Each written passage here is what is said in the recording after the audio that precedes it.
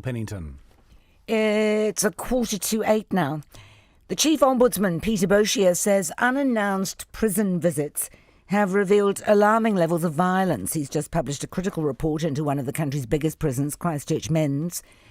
During an unannounced inspection, 67% of prisoners who filled out a survey said they felt unsafe. 49% said they'd been assaulted. Judge Peter Boshier is in our Wellington studio. Good morning. Good morning. Just let me check. Are you relying on these surveys filled out by the prisoners to make your statements about violence in the prison? There's counter-checking as well, obviously. You wouldn't just rely on self-reporting because it may be exaggerated. So we do checking with staff. We look at reports and we also check medical records.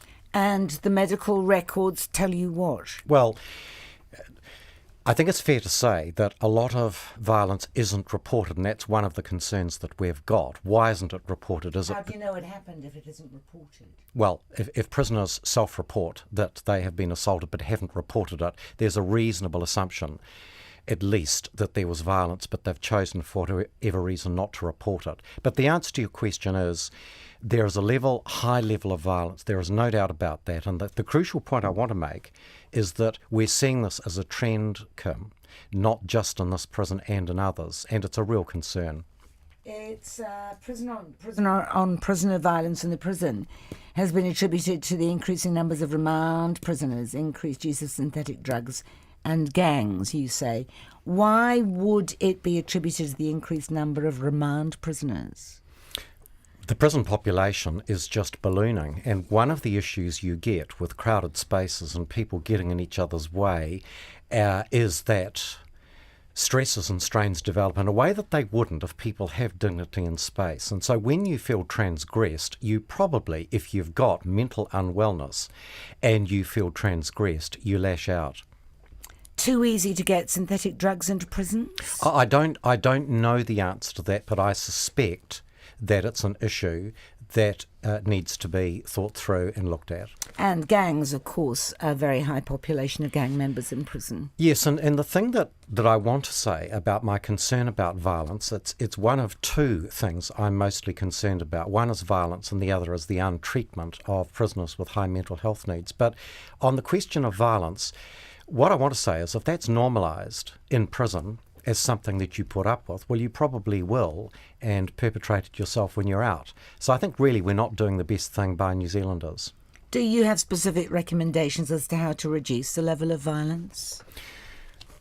For a start, if prisoners have rehabilitative programs and the ability for therapy so as to try and amend their ways, that's a start. Secondly, if they've got more space so that they're able to chill out and have time out, that's a second. And the third is we've just got to engender our culture, as we're trying to do right across New Zealand, of reducing violence as a means of first resort. So there's a cultural change that I would like to see prisons really, really concentrate on.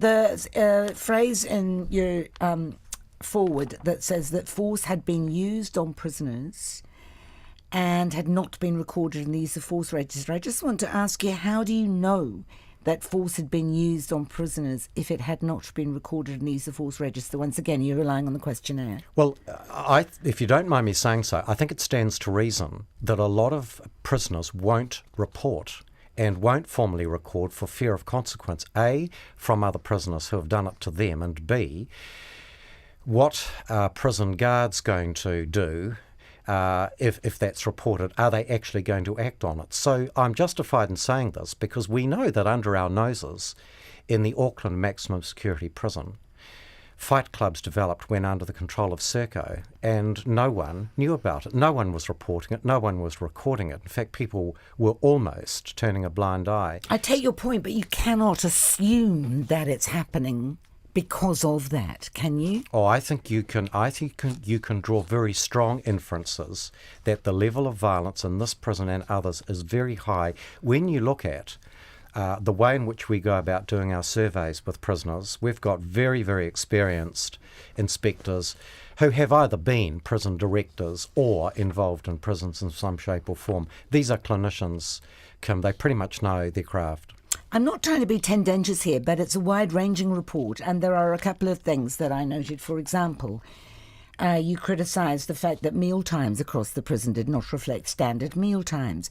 You criticised the fact that the weekly cost of renting a TV was $2 and the limited range of channels was a source of irritation for prisoners. Is that really worth noting in a Chief Ombudsman's report into what is largely the concern about violence in prisons? Well, and by the way, it's not an altogether critical report. When we do these reports, it's not just a matter of what can we go for, but it's a matter of looking at a whole range of things. Can I just deal with meals, which is the first of the things you've picked on? I just would prefer it from a standardisation point of view, and that's what the UN Convention requires us to do, to try and have good, reasonable standards.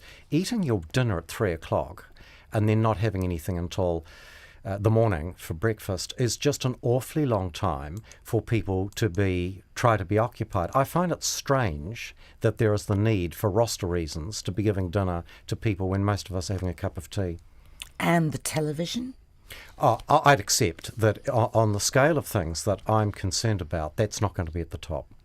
But the violence is the issue, and you're keen to see the Corrections Department dealing with that. There are three things that I'm concerned about and why I've agreed to talk to you. The first is the level of violence is indicative of what we're seeing, and it's becoming an increasing problem. Secondly, if we don't come to grips with treating prisoners with high mental health needs, that's going to come back and bite us badly when those prisoners are released. And thirdly, I don't like it when, for good reason, we make recommendations and they're not implemented. I want us to be seen as holding people to account. I appreciate your time. Thank you, Judge Peter Boshier, who's the Chief Ombudsman.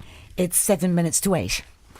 Now we're going to be talking about the plans for a work for the dole scheme.